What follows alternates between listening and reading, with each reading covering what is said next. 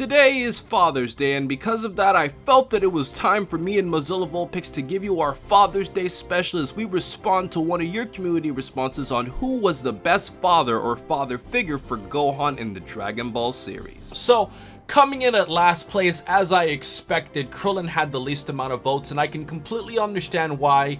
When you compare Krillin to Goku and Piccolo, the paternal influence that Krillin had on Gohan was significantly lower than those two characters.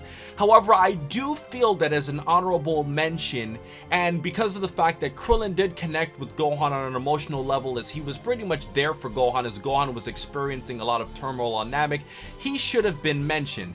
But with that said, Mozilla Vulpix, do you consider Krillin a father figure or a paternal influence to Gohan in the Dragon Ball series? Krillin was this older male figure. It's basically he is the closest to a paternal figure Gohan has during that point of that period of time. On Namek, if it was just Gohan on his own, I feel like he wouldn't really know exactly, what kind of strategies and where he needs to go next and how he's gonna outsmart Vegeta and Frieza and all those people. Like Krillin's kind of like this sort of strategist, and he's like, okay, Gohan, you come with me, you go over here, you do this thing. And I mean, I guess also we shouldn't really discount that they have I think it's 2 months on the spaceship, and it's just them, and it's just Gohan with only Krillin and Bulma for company. So it's obviously it's very much appreciated there. I think it does give him someone to be with, as opposed to just being on the wider, crazy space just all on his own.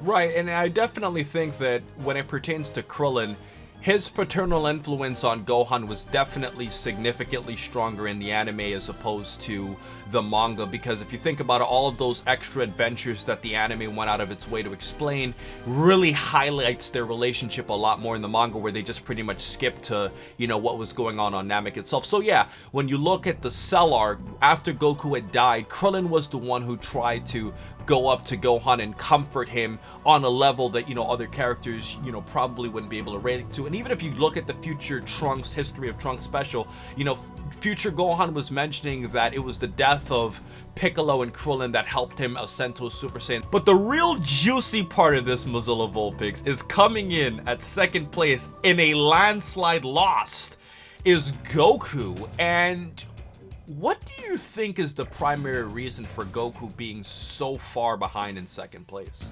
I think the thing that does make people a bit kind of iffy on Goku's being a father is that he's not really what you'd expect of a father. He's not always kind of there. He goes off to train, and in particular, there's after Namek he goes off to train. It's also at the end of Z as well, where he's often just be like, oh, well, I'm gonna go off and train some random place and sort of leave you guys behind. And people don't really like that. People think it's sort of like Goku kind of abandoning his son, because if anyone else had a son, especially a son who's sometimes very young in Gohan's case, they'd be like, well, he should be there all the time, regardless of what he wants to do.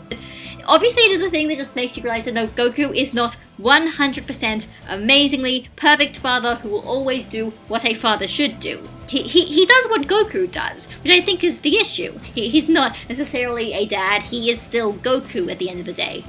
One thing is, I definitely think Goku is not a bad father, but he's definitely not a great father. He's made his fair share of mistakes. You could go back to the Cell arc where, at a particular point in time, Gohan was struggling against Cell, and Goku should have jumped in to help Gohan. And that was a moment where, although Gohan had all the power in the world and he could have defeated Cell, at that particular point in time, Gohan was not going to get out of that, and Goku should have been a parent and realized that. So on Yardrat, he probably should have come back earlier, but he wanted to learn the instant transmission. And although that helped save people in the long run, that's still time he missed out with his family, and I can always understand why the community sees this. When you looked at Goku from the beginning of Dragon Ball, did you ever think this is someone who would grow up to be a really, completely know how to be a father? Not really. He barely understands social cues as it is, let alone the social expectations as to what it is to have a son. I guess that's the problem. He doesn't really act differently as opposed to when he has kids and when he doesn't have kids. And I guess some people don't like that. They feel like, the moment he has kids, he should just sort of drop everything and try to be there for his son, even if that means, maybe having the world be in danger, or something like that, or having Goku not be as strong as he could be. The thing about that thing in the Cell games is what Piccolo has an issue with Goku isn't even necessarily that Gohan is being sent out to fight Cell and Goku's not helping. It's basically just that Goku sent out Gohan to do all this, to fight Cell, and to have this whole kind of convoluted plan about having Gohan getting angry enough to release his hidden power, and he never told Gohan what the plan was in the first place, so he kind of just assumed that Gohan would understand exactly what he needed to do when he might not necessarily known at all. And that's kind of the thing. But the funny thing there is actually that in the end, Piccolo was kind of wrong. Gohan actually did know what he was supposed to do. He immediately kind of said, oh, I think what my dad wanted was for me to get angry. But the issue with Gohan there was that he didn't really know how to get angry. So I do kind of find it funny, this one moment that everyone kind of calls out Goku. It's kind of like, in the end, Goku was still kind of right. He sent out Gohan to fight Cell thinking he knew what to do, and Gohan did kind of know what to do still, sort of. So that's just one thing. Well, it's very interesting you're saying this, Gabby, because a lot of times, I often talk to my parents about, alpha parents versus beta parents. Like the alpha parent is the more strict parent who kind of holds your hand and like gets you through it, whereas the beta parent kind of allows you to make decisions on your own and kind of test their kids through the water. And I think in that situation, Goku and Piccolo are definitely acting as Gohan's parents, where Piccolo's kind of the alpha parent, kind of overseeing Gohan and not being 100% sure, whereas Goku just kind of wants to see what Gohan does. And both sides have their flaws, because in Piccolo's case, he doesn't have the utmost confidence in Gohan, and in Goku's case, he has the utmost confidence in Gohan, but at that particular point, Gohan could have gotten killed. So it's a very interesting thing seeing the clash between Goku and Piccolo in that scene. The moment Piccolo explains that, Gohan isn't trying to get angry, he's just scared and he's wondering why his dad isn't going to help him, Goku's immediately really shocked, and he's like, oh wow, you're right, I'm gonna go get a senzu, and I'm gonna go and help. Obviously there was a big flaw there, but I think the other thing is, Goku realizes he made a mistake. And I think also the other thing, the whole thing about like Gohan sort of, using his hidden power and understanding his potential and all that kind of stuff, like a lot of that, bulk of that kind of happens during the training with Goku in the hyperbolic time chamber. Like that training with Goku, that 1 year training with Goku is enough to make Gohan like not only unlock Super Saiyan, but also get close enough to actually get close enough to the fact that he could basically almost unlock Super Saiyan 2 just with one trigger. Well, ultimately though, Gabba, we can't conclude this conversation without talking about our number one spot. And that is, why did Piccolo win this poll? Now, personally, I think that if you look at Piccolo taught Gohan a lot of discipline. He made Gohan feel like he was part of a unit, whereas Gohan was always thinking about himself before as any other child would. Gohan felt like he needed to protect a greater means by protecting the Earth when the Saiyans came later on. Also, we see this later on throughout Planet Namek that Gohan definitely has developed as he's much braver than he was before in the Saiyan arc. He's fighting for others, like he's fighting for Krillin and Dende and all of the others on Planet Namek and, all of those Namekian villagers. So all of those things, in my opinion, shows that Piccolo did have a positive influence in the way Gohan developed. And although there were some very unorthodox methods that Piccolo used, such as pretty much throwing a 4-year-old to the wild and just seeing if he would survive, in a weird, screwed up kind of way, it did kind of help. If you're going to talk about, pure parental figures, like Piccolo kind of starts off kind of absolutely terrible. If he was a father, saying, like, literally throwing his son to the wolves and saying, now you have to survive for 6 months and I'm not going to help you except for that one time. No, that's terrible parenting, but it's like, it's one of those times where it's like, it was terrible, but it was also something that seems like it was almost kind of necessary in the situation. Piccolo's training did work. He learned how to fight, and then he learned how to stand up for himself and stuff like that, and you can't deny that Piccolo's training did help him realize that.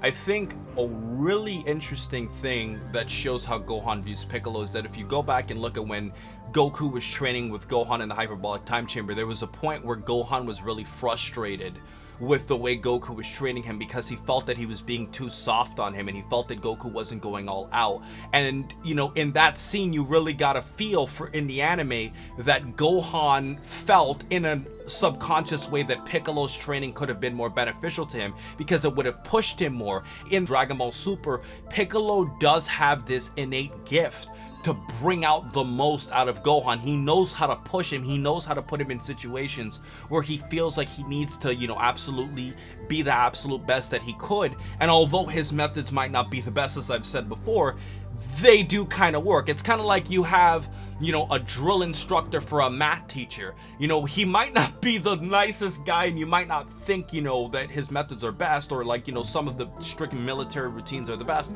but they definitely do, you know, get their soldiers and, you know, people who are a part of the military to get on track and to develop. But do you personally think that Piccolo was a better father figure than Goku and Krillin?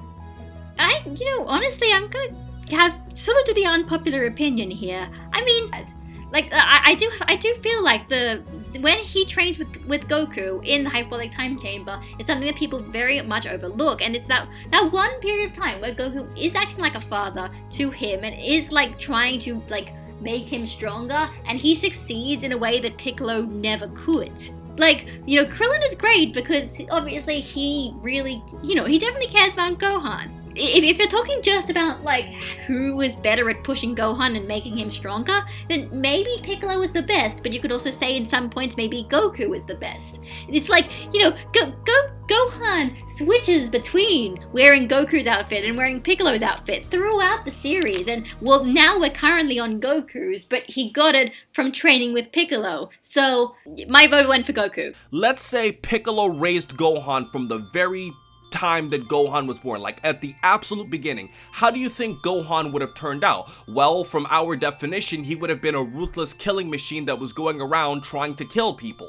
And the way I look at that is, Goku kind of gives you both. He teaches you the morals, he teaches you the respect, he's a good character himself, so that rubs off on you. And at the same time, later on in the hyperbolic time chamber, when you see Goku can also teach Gohan to bring out the most in his powers, Goku teaches you how to be a fighter in addition to also having good character, and that's why I have to give him an edge over Piccolo.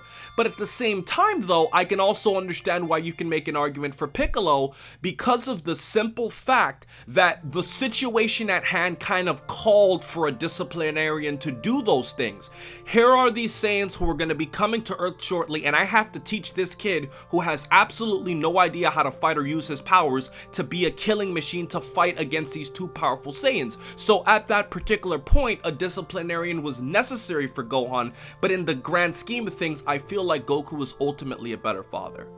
Let us know what you think in the comment section below, as this is a very open-ended discussion. This is whatever you think. Do you think Krillin, Goku, or Piccolo is the best father figure to Gohan, and why? Let us know in the comment section below. We're going to be responding to you guys, and in addition to this, check out Mozilla Vulpix. I will post a link to her channel in my description. So with everything else said, please remember to rate, comment, and subscribe. And remember, as I always say, to have a great day, guys.